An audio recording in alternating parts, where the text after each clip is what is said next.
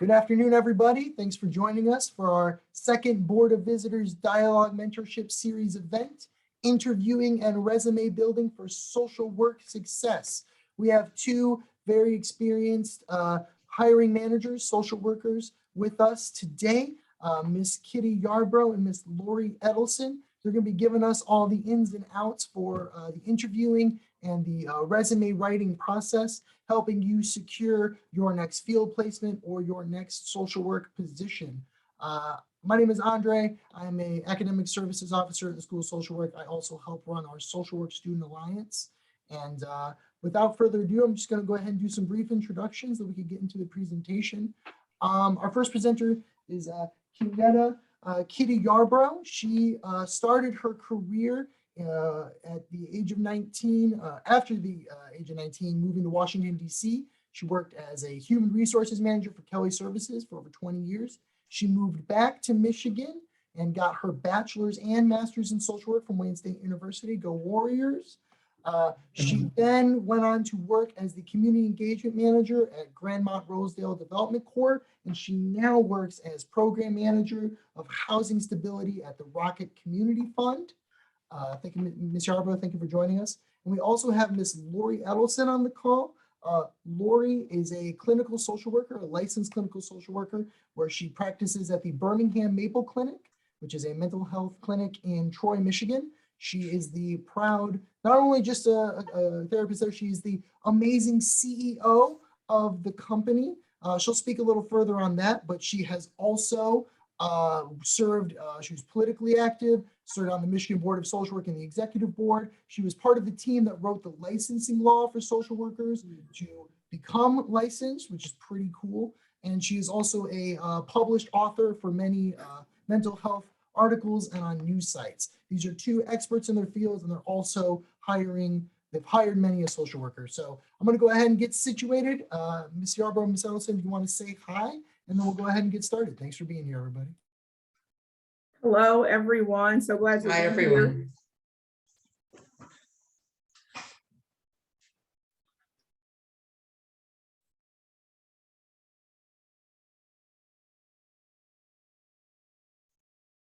So again, as Andre stated, my name is Kitty Yarbrough. So glad to be here and just to share, Andre's so funny calling us experts. Oh my gosh, that we all know we can learn from one another as social workers.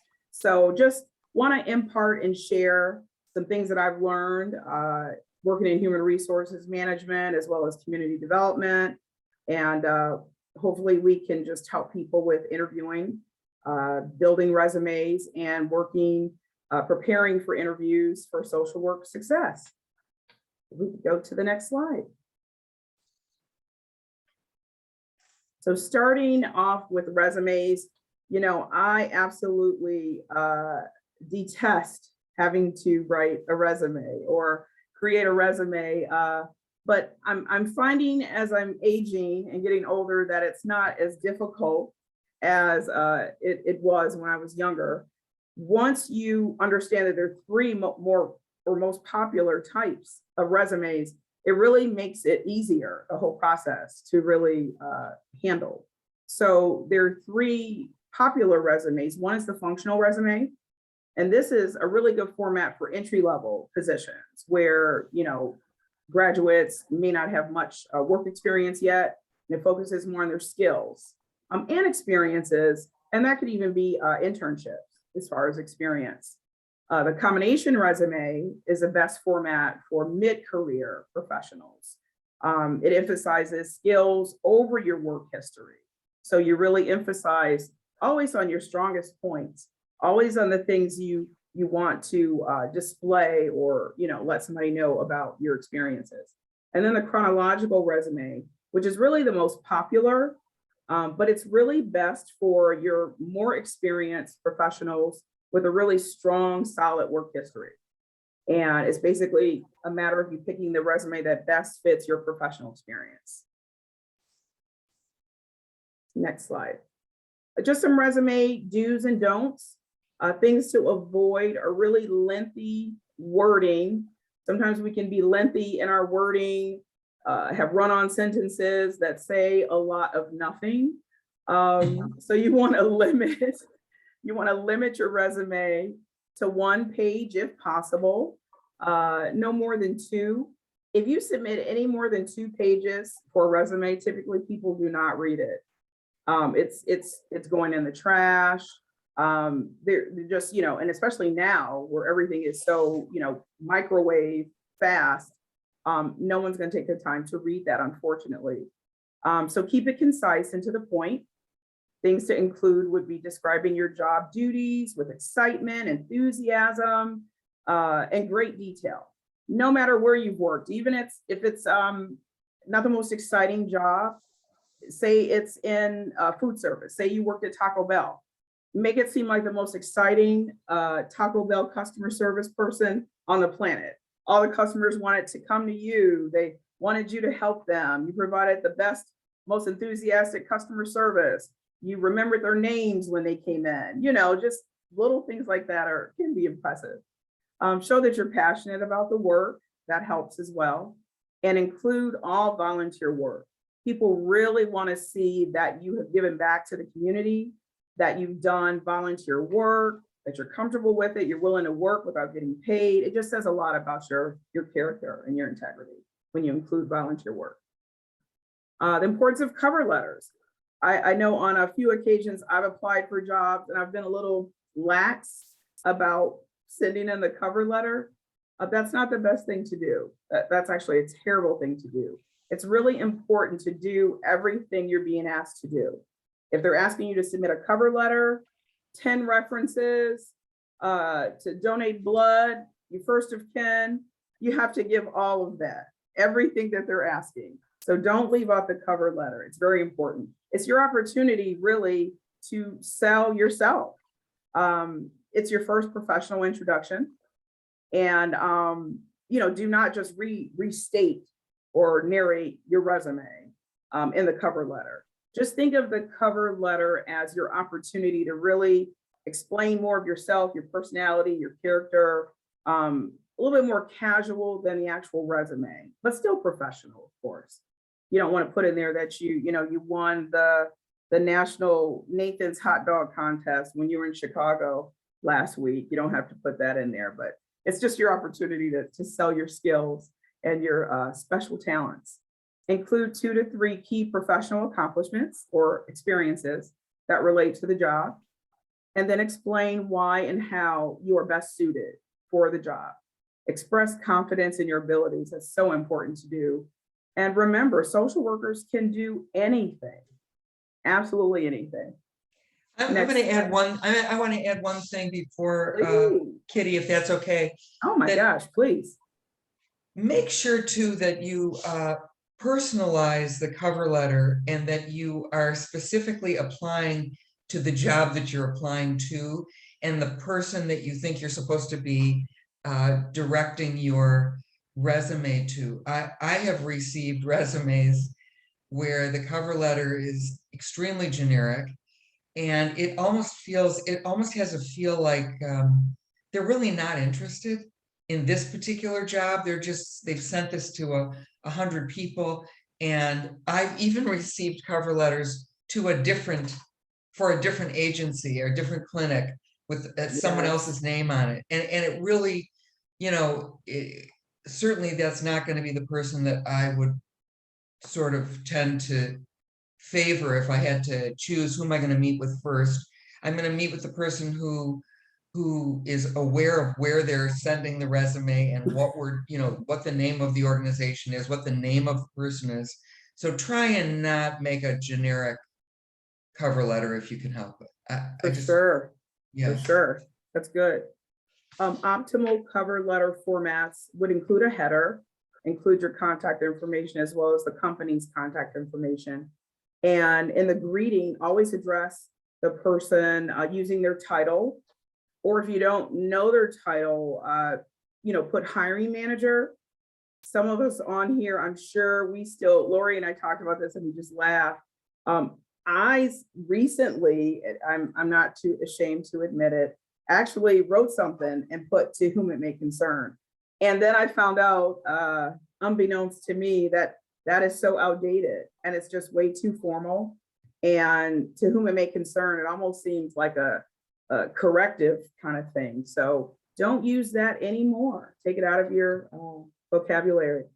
Grab your reader's attention from the beginning of the cover letter and share testimonials or familiarity with the company's products, mission, or services. Like if you're applying to Amazon, you can say, oh my God, I've been an Amazon customer for over 10 years. I love your products and I love the efficiency of receiving orders. It's fast, it's quick.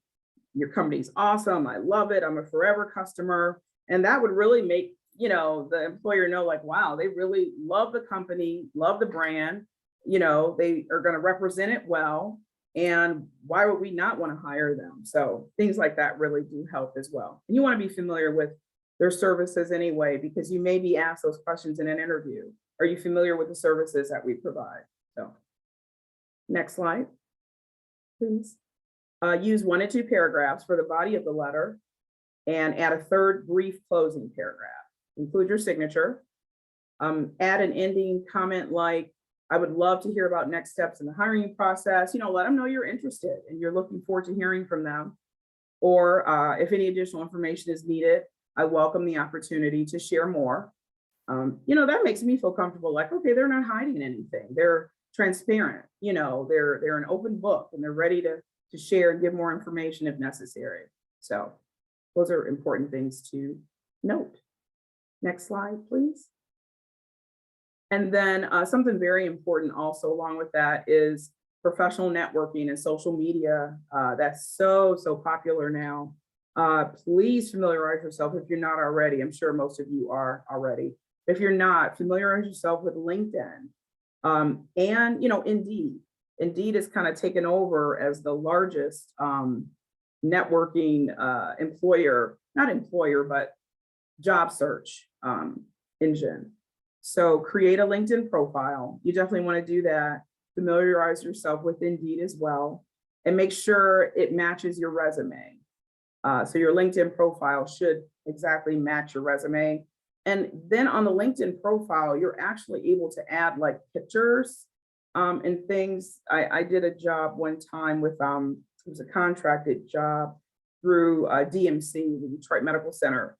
And the mayor was pretty instrumental in the job. And of course, the picture I took with the mayor and other staff members, of course, I put it on, LinkedIn so I could look more important than I really was. But, things like that would help. Certainly not your bikini flick from when you went to Miami Beach. You don't want to include pictures like that. You want to remain tasteful in the pictures you select if you do add them. But that's pretty cool to do, as long as it's related to the job. And beware, employers are so viewing your social media profiles and pages, whether it's Facebook or Snapchat or Twitter, or gosh, if you've got a huge following on TikTok and you're doing something that may be a little unethical. Hopefully you're not as a social work graduate or student, but just clean that up. Beware, there's Instagram, there's so many of them. And I just put clean it up for employment's sake. There's also, if you're interested in a particular place of employment, you may want to check the website for those particular places of employment, because often they have job opportunity sections on their website. So if you have your heart set on a particular place where you'd really love to work there, I wouldn't just do it through these larger platforms, but also check to see if the specific places that you'd like to work have something directly linked to that place of employment. That's good. And sometimes when you go on the social media, the search engines, sometimes it will direct you back to the employer. It'll, link you back, or click on this link and they'll put you back to the employer so you can apply on their website. So exactly. Thank you, Lori, for that. Next slide. And then interviewing. But before Lori starts discussing interviewing, we want to give time for any questions that you may have at this point, basically from the resume portion, the cover letter portion, or any other related questions to what has been covered already? We want to give opportunity for that, or do we want to wait to the end? Andre, it's I up to think, you. yeah, I think we can go ahead and maybe take 2 to 3 minutes for questions real quick. I mean, I think we have 2 solid topics. So maybe, Okay. you know, if we want to, if folks want to come off of mute in a very orderly fashion, please feel free. If folks prefer, you can go ahead and just type a question in the chat and I can read it to our presenters. No problem. And, you know, again, this is an opportunity to hear from people from the other side of the desk. So, you know, I'm sure all of you will be applying for jobs or field placements or something like that in the near future. So, you know, feel free to take advantage of this opportunity. And again, if you don't feel comfortable coming off of mute, go ahead and type your question in the chat.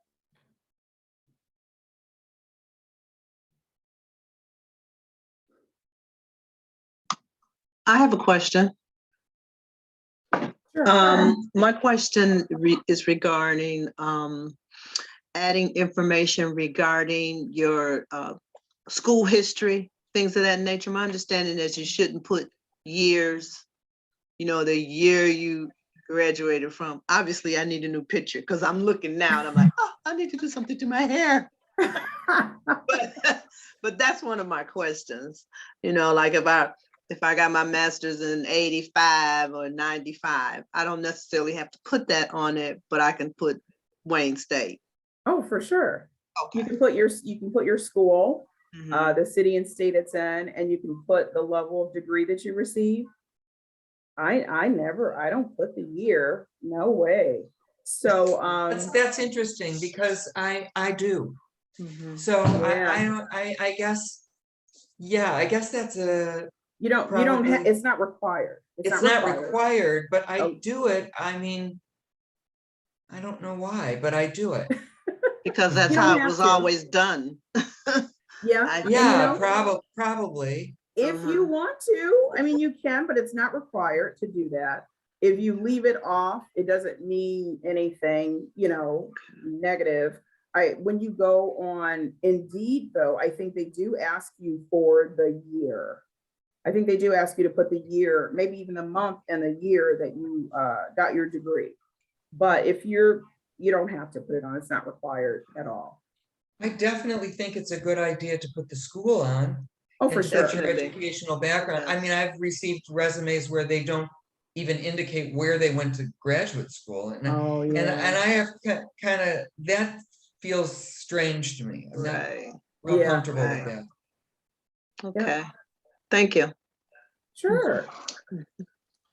You know, just really quick on Indeed, you know, what's cool about Indeed too is Indeed kind of helps with the resume process where you upload a resume and then it will not just, you know, give your employers the resume directly, but you know, to my experience, it will also even like send you notifications of jobs that you might be qualified for based on the things you put in your resume. And a resume is a fluid thing, something you always want to be updating and you know, adding new experiences. We have one more quick question and maybe we Sure. can real quick and then we can move on because I think we're really good on time. But Good. Megan wants to know, how should you approach someone for asking for a referral letter? And I think that's also relevant for folks that might be applying for like the, and all of this might be kind of, you know, relevant also for like applying for graduate school. Those of us that are going to the MSW program requires references. So what's the best way to ask someone for a reference? Good question, Nick. You know, mainly the people don't mind doing reference letters. I would definitely let them know what it was for. Like if it was for a job you were applying for, if it was for an internship, if it was for acceptance to a college. But most people now, I've noticed, say, sure, you go ahead and write the referral letter and then send it to me and I'll edit it or change it as I see fit. And then I'll sign it and put it on, you know, their company letterhead. It's always nice if it's on their letterhead, whoever's writing the letter for you. But yeah, just honestly tell them what it's for. You're applying for a job or it's for college acceptance or even an internship. Did that answer your question? Oh, Yeah. what if you said it? a journey with your work history? Is it good to group experiences under subheadings? You can do that. You just want to be really brief. Like I worked, and let me know if this is what you're asking. So I worked at one employer. I worked at Macy's for like 8 years. And within those 8 years, I had like 4 to 5 different positions. I mean, it was a blessing. I kept getting promoted and promoted. And so I didn't go into on my resume, I just put the years, the company, because I worked in a couple different cities and states too, like Troy, Michigan, Charlotte, North Carolina, with the same company.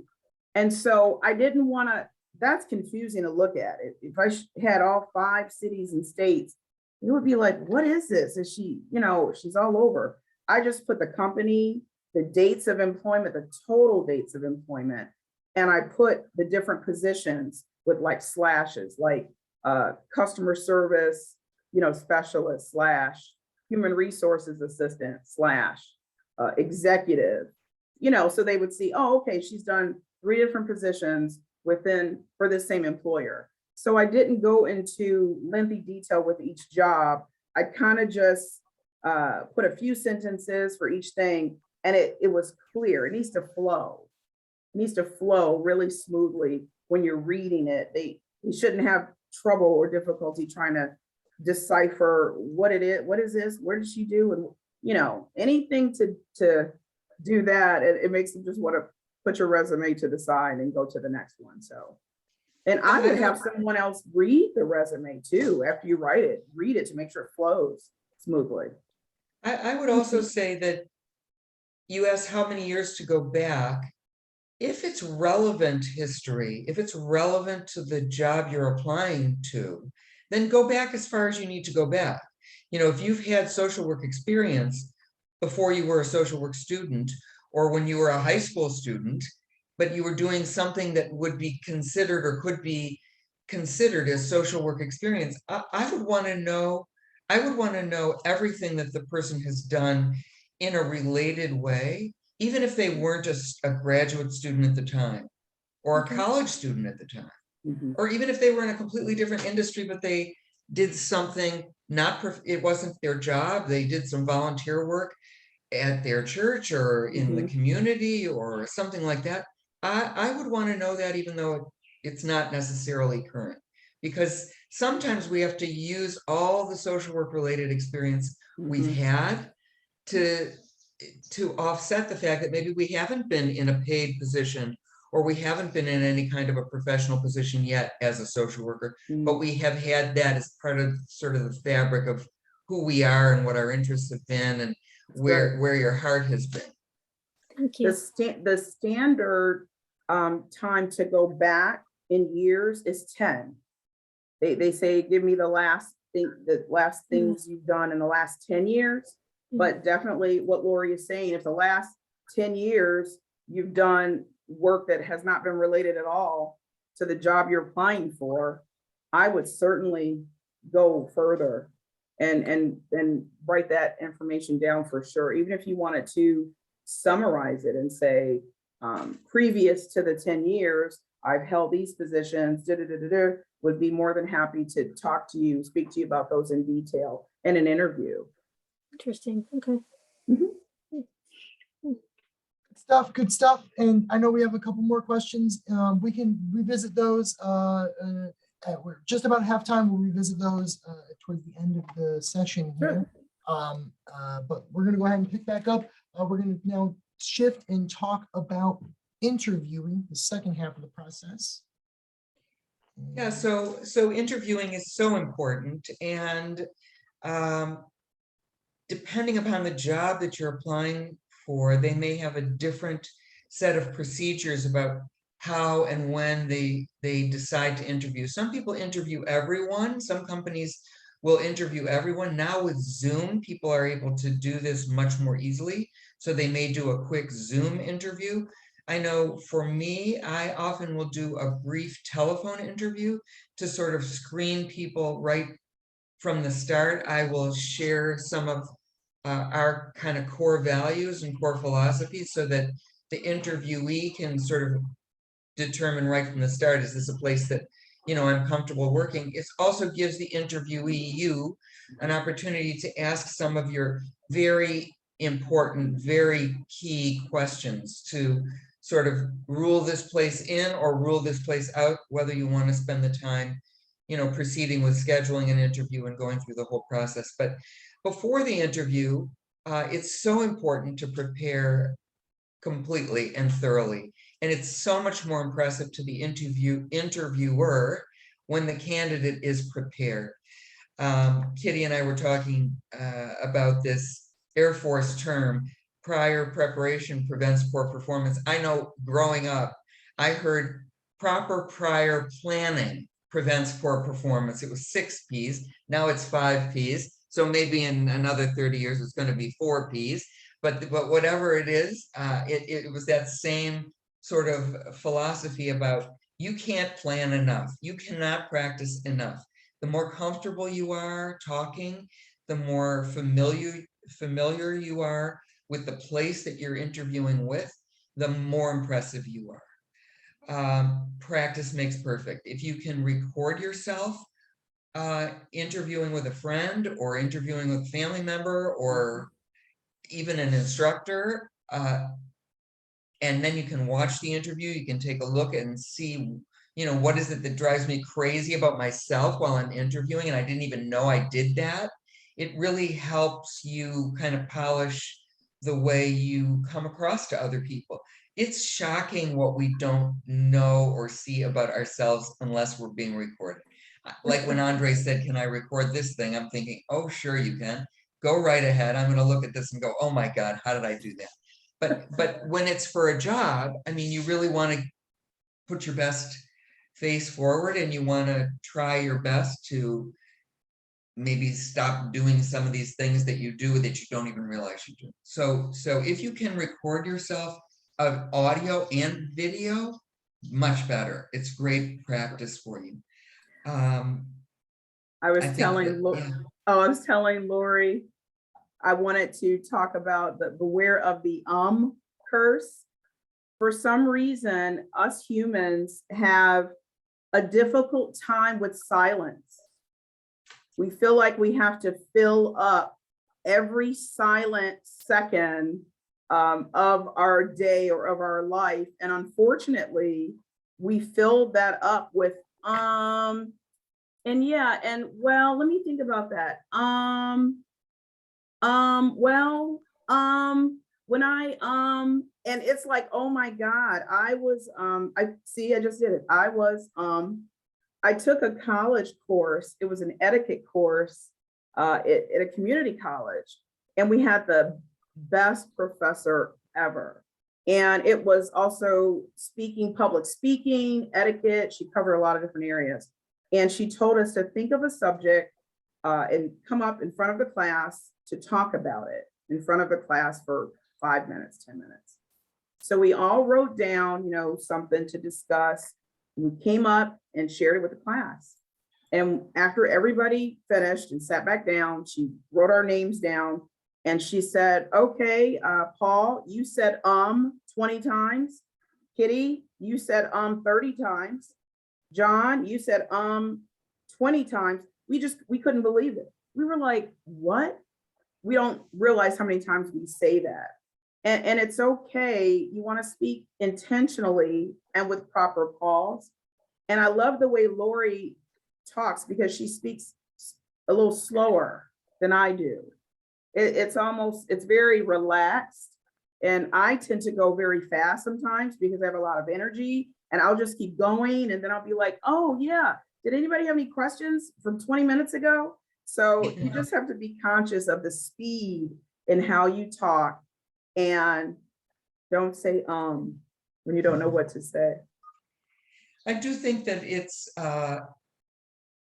sort of, I don't know why we think this way, but if we talk faster and if we say more, they'll think we're smarter or we're just full of information. And I'm not saying that you're not full of information, anyone who has a lot to say and can speak quickly, but I think sometimes we put pressure on ourselves to fill the empty space, and we don't take enough time to think through what we want to say, and we just kind of want to fill the silence.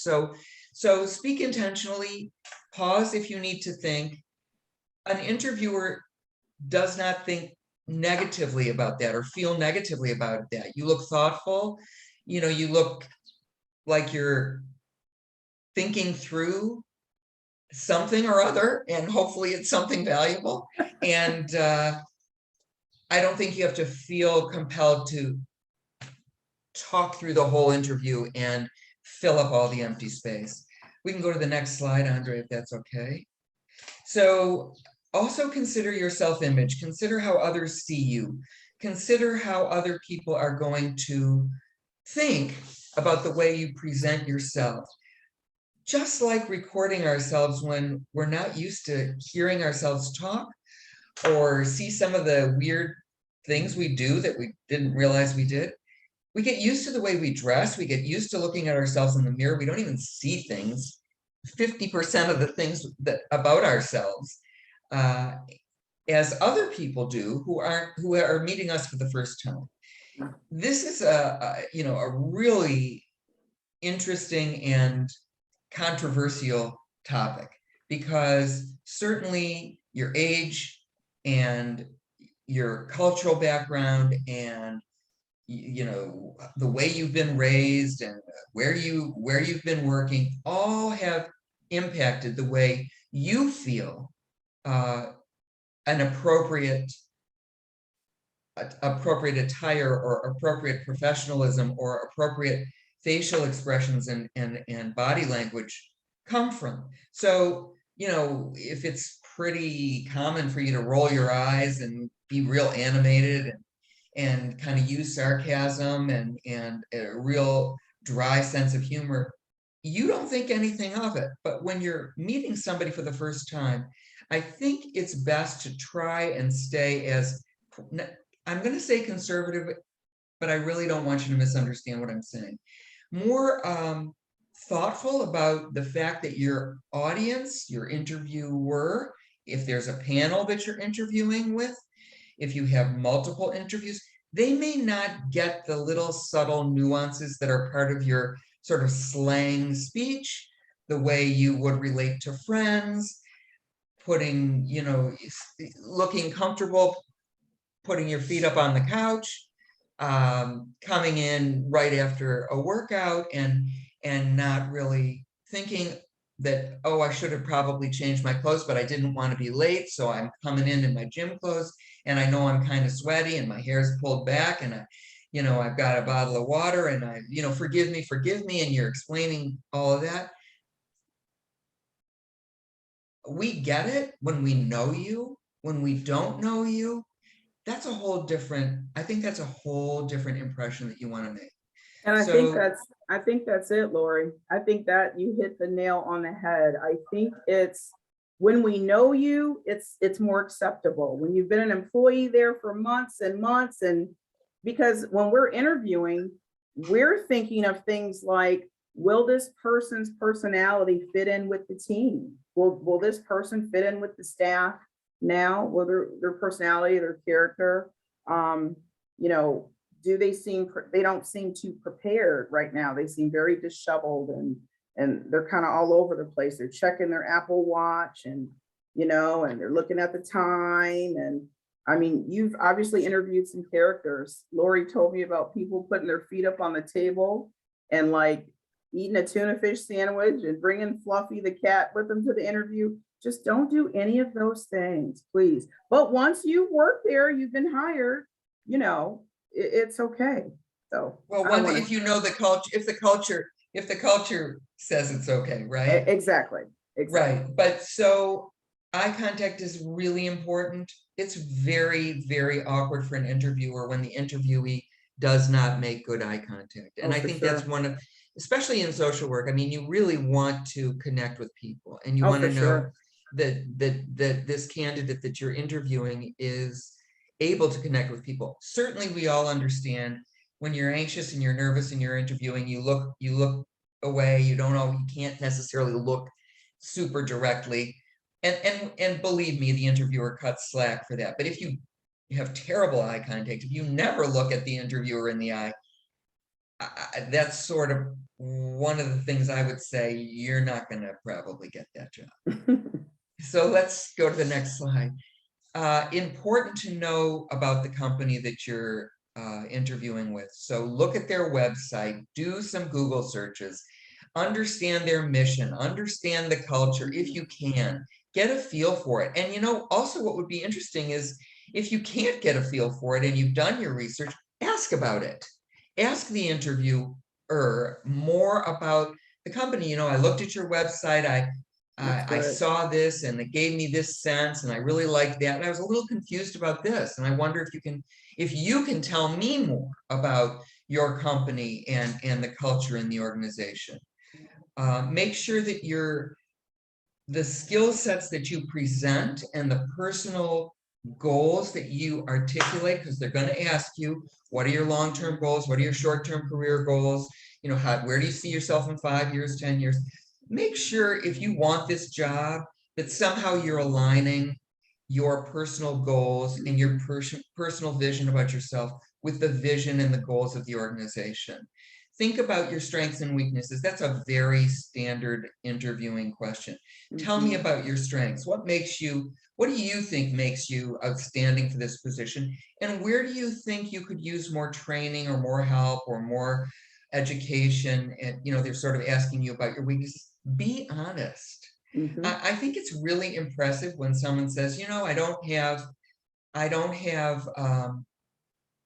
a lot of experience in, I don't know, working with depression, working with patients who have depression, but I'm very interested in learning more about that. And I feel like, or clients with depression, I feel like it's an important piece of what would be helpful for me as an employee of this company, but I would like to get more training about that. And what do you recommend? And what do you recommend I read? And are there courses or are there people that mentor new hires who want to learn more about something specific, whether it's clinical or whether it's organizational? So you don't want to kind of tell them you don't know anything, but you definitely want to be honest and also show interest in growing and learning under their tutelage, under their mentorship.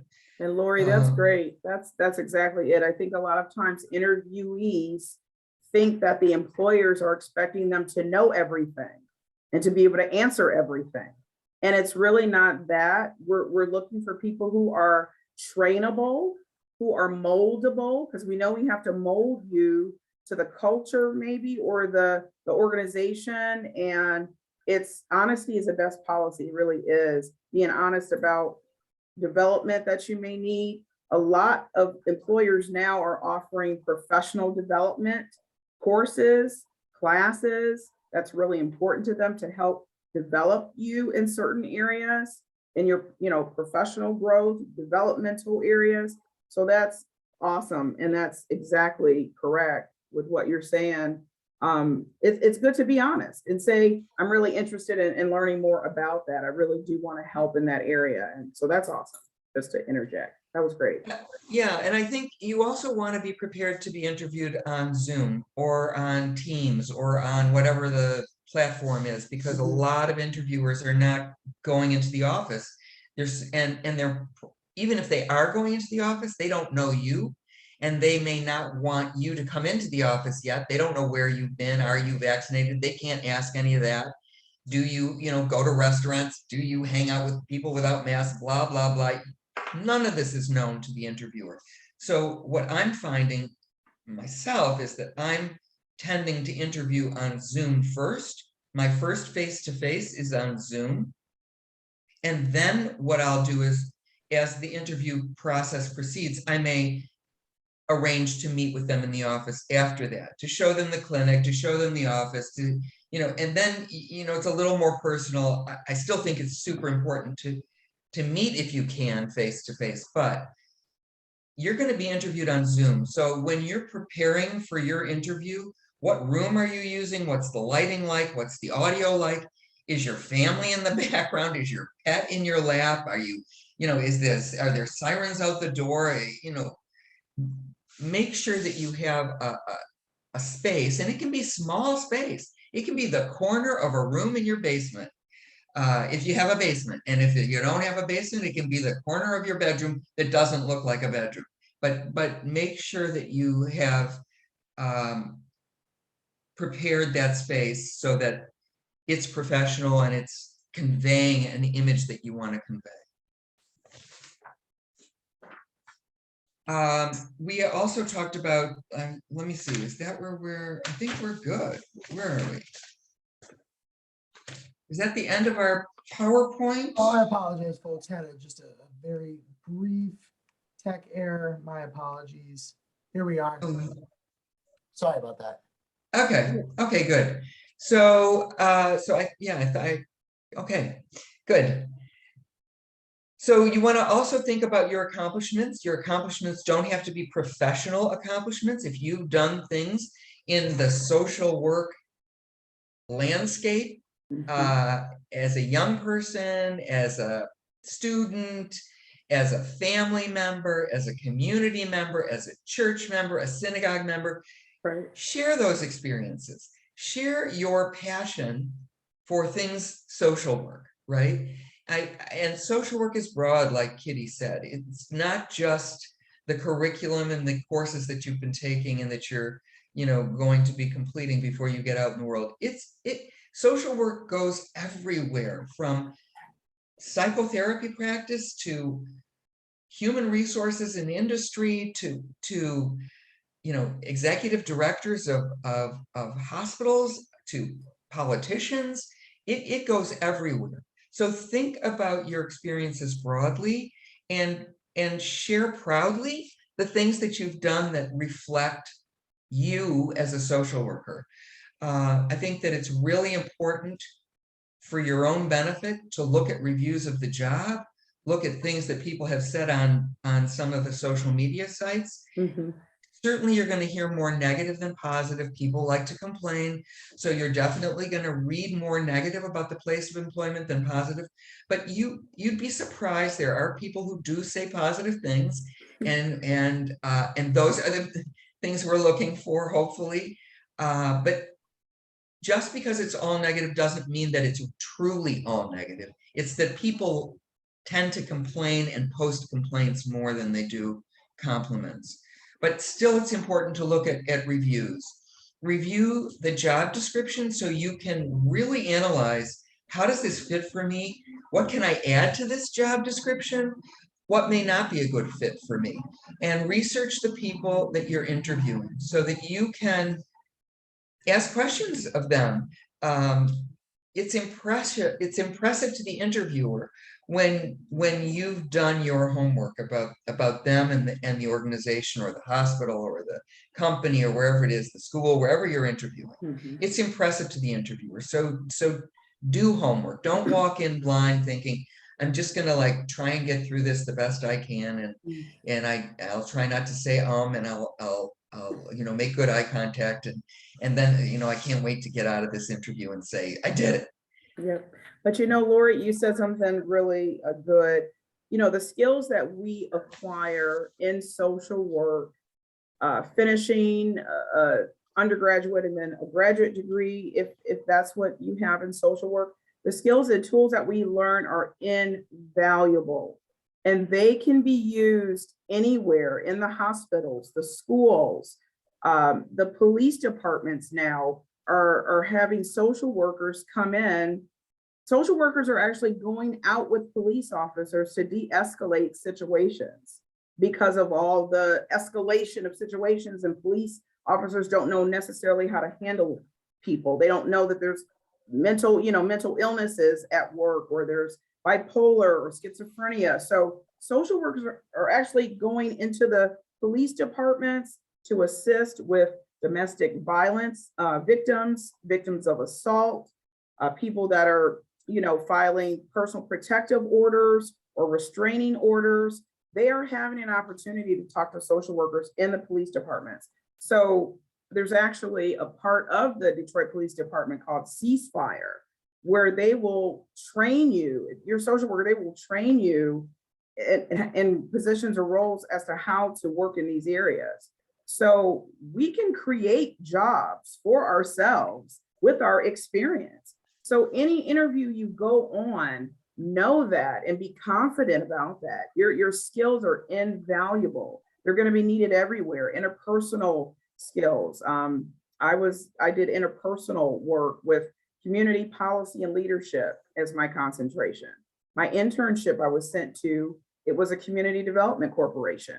And I said, I don't have any experience in community, working in community. So let me do that. And I was hired by the internship before I even graduated, and I accepted a salary that was not as much as I knew I could make, but I needed that experience on my resume.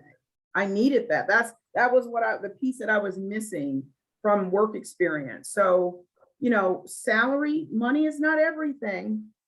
You're not going to make 6 figures on your first job right out of college. You're not, trust me. There are things you can look at on Indeed. There's salary calculators. So you know what your salary should pay or could pay for positions based on like your education, your experience, where you live. But it does depend on the organization and that type of thing. But it gives you kind of a base to go from. So you don't think you should be getting 85,000 for a position that really is only going to pay you 45,000. You need that work experience, even if you're going to just stay there for a year or two. You really need that experience on your resume if you don't have any experience in those areas. So think about that for sure. Sorry about that, Lord. That's all right. Let's go to the next slide. I just, it's very impressive after an interview when the interviewee reaches back out and says, I've been thinking and there were a few things I didn't have a chance to ask you about, or, a few things crossed my mind that you said that were interesting and I was wondering about. So when the interview is over, don't necessarily think that you don't have any opportunity to reach back out. You certainly do. And it really helps the interviewer see that you're interested and you were thinking about this job after you left, not just, boy, I'm glad it's over. Some interesting questions and some, I think, questions that are impressive to an interviewer. What does a typical day look like in this job? Like, how will my performance be rated? These are things that are really important aspects of probably every job. And when an interviewer hears you asking about it, they are impressed that you're thinking outside of just today in this moment when we're interviewing. Just feedback about when the interviewer asks you a question and you're not exactly sure how you want to answer it, take a minute, take a breath, say, let me think about that. Like, that's a cool question. I'm not exactly sure. Let me think about that. And maybe you don't get back to it immediately. Again, this is one of those opportunities to have a little silence for a minute and then respond. We can go to the next slide. And I'll talk about the STAR interview method, but I have done that before. I was asked a question in an interview, and I said, I've never been asked that question before. That's a really good question. I said, give me a minute to think about that. I need to process that one. I've never been asked that before. And of course I didn't sit there for 5 minutes, but they were like, oh, sure, take your time, because you want to answer the questions intelligently. You want to answer them to the best of your ability. And so I did need a minute to think, because they were asking me, what are your strengths? I think it was the first time that somebody asked me, what are your weeknesses? And I thought, oh, I'm a social worker. I'm amazing. I don't have any weaknesses. I'm joking, but I said, I'd never been asked that before. I really had to think about it. So I'm going to talk about the STAR interview method. I'm going to go a little quick because we only have a few minutes. I'm glad you can get the PowerPoint though from Andrew. That's awesome. The STAR interview method is a method that is commonly used now in interviewing. And I was not familiar with it when I was first asked about it. Fortunately, I was told that I was going to be asked these questions in this way before I was asked. So I had time to like really quickly think about it. But it's be prepared to answer questions. It's called the STAR method. So that you're given a situation. You have to see, I said, did you hear that? I caught myself. You're given the situation, the task, the action, and the result. So those are the things you have to answer. You have to think of a situation that you were in. What was your task in the situation? How did you react, or what was your action? And then what was the result based on your action? So you're giving the interviewer a whole scenario of a situation, the task that you were responsible for, what your action was or your role was in it, and what was the end result. So that's like a 4-tier question. You really have to wrap your brain around that. So, be prepared for that. Other questions could be general interview questions, situational, behavioral, applicable, or more technically related questions. And be prepared for multiple interviews. You could be called back for, like Lori says she does a brief phone interview. You could have a phone interview, a Zoom interview, a virtual, well, that is Zoom, a face-to-face. And then you could also be interviewed. I was interviewed one time by 4 people at the same time, virtually and face-to-face. So that's not a bad thing to be called back for another interview. That's a good thing. And just be prepared. You're going to be asked more questions, different questions. Just prepare for it, for sure. You can go to the next slide, please. There was a question that I want to Oh, refer to in the chat way back. sure. Someone said that they had a good interview at the VA, and then they didn't hear back for weeks. And as I'm going through the items on this slide, I want to address that. But you should be evaluating the employers, like we said, just as much as they're evaluating you. So you're trying to figure out, is this going to be a good fit for me? Do I resonate with the mission and the philosophy of this organization, of this clinic, of this hospital, of this school? Take a couple of extra resumes with you in case there are more than one interviewers. And sometimes the person who's interviewing you never printed it out, and they never printed out your resume, and they may want a hard copy while you're talking to them. So it's always nice if you have a copy to give to them. Be persistent afterwards. So to that question in the chat, and I'll tell you, this is like one of my downfalls as an interviewer. Like, I get really excited talking to somebody and I think that they're a great candidate, and then I have like 4 more interviews, and I have 12 people to see that day, and then I have a meeting at night, and then it's the next day, and it's off to the races. And I'm like, I don't get back to the person in a reasonable time. And when I finally get back to them, they're like, yeah, well, you never got back to me, and I took another job. Like, what? Are you kidding me? If you are interested in that job and you haven't heard back from the interviewer, reach out. You cannot be persistent enough. You really cannot. I don't see it as bothersome or nagging or bugging. I see it as interested and motivated.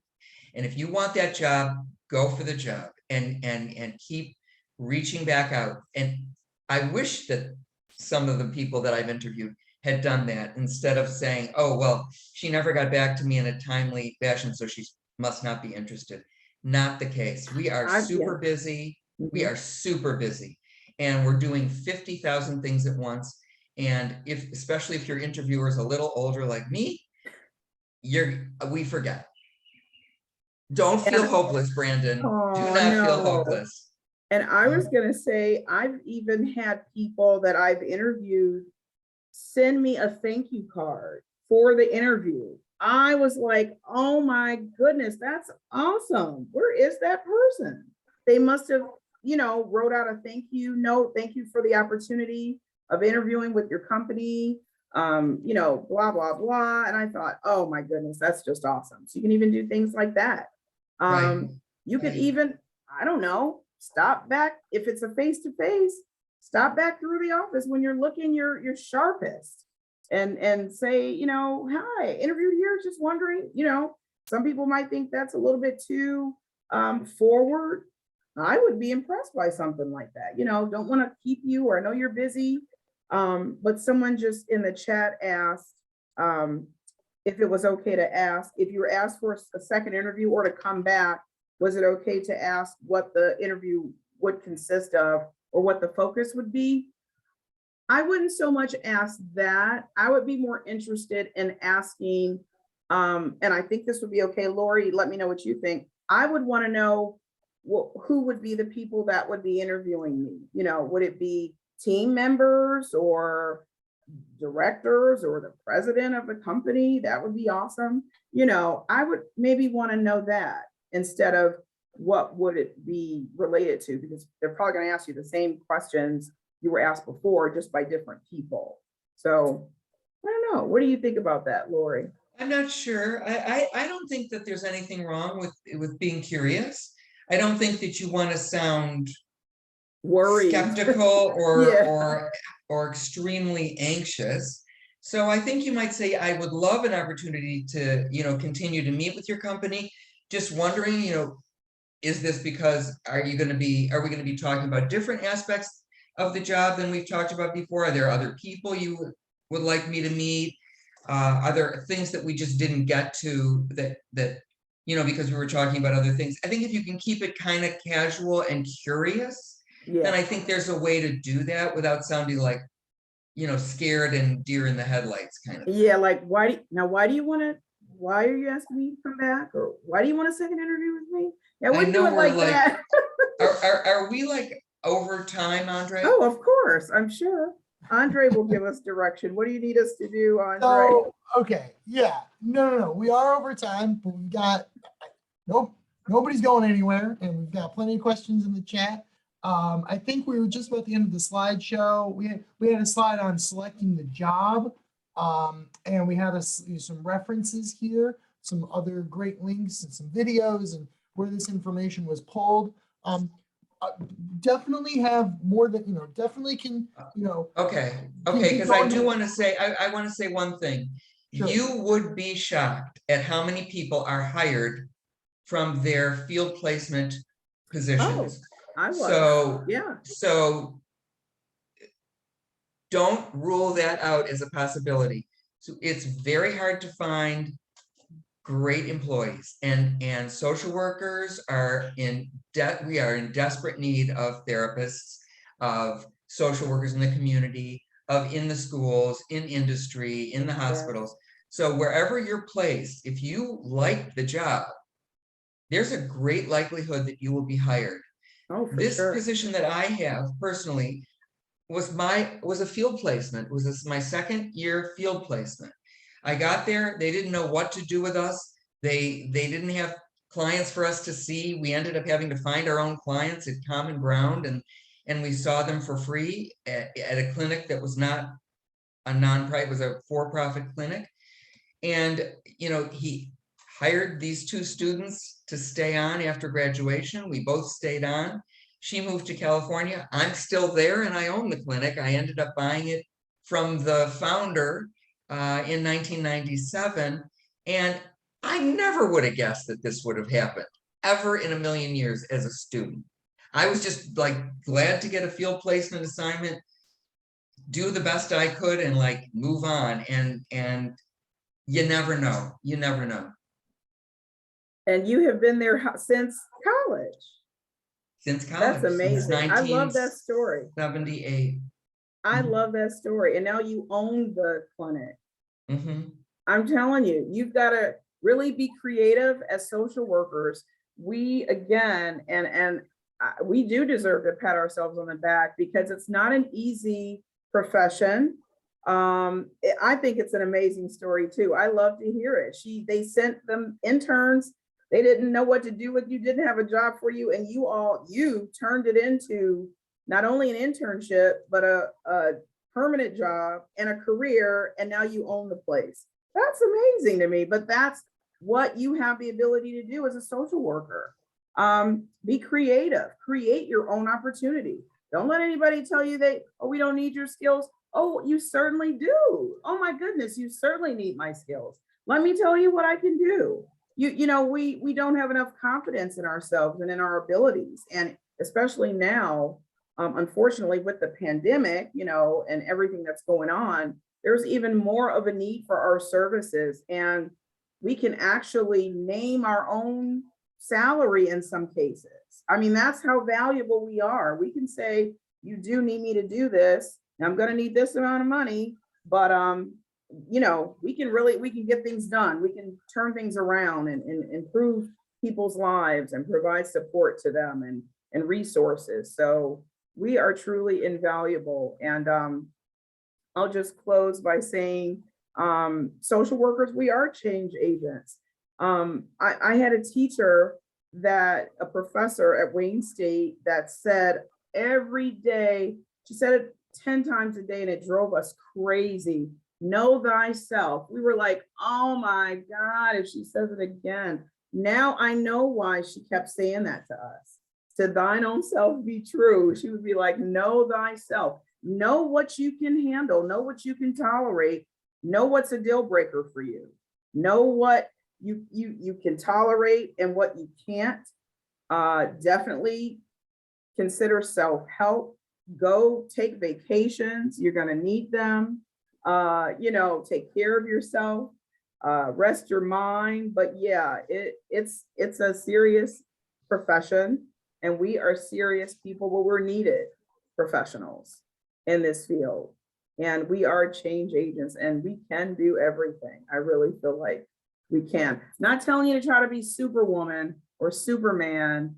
We're not God, but we are able to make a difference. We are able to bring change and to help situations and to offer solutions and valuable information. So that's what we really wanted to convey today in the presentation. Hopefully we've done that for you all. So I definitely think so. We got some really nice comments in the chat. Thank you. Awesome, inspirational. So appreciate this presentation. Thank you everyone for the time. This is an amazing story. I couldn't thank you both more for sharing your professional experience with us and also walking us through some very technical stuff that we need to know.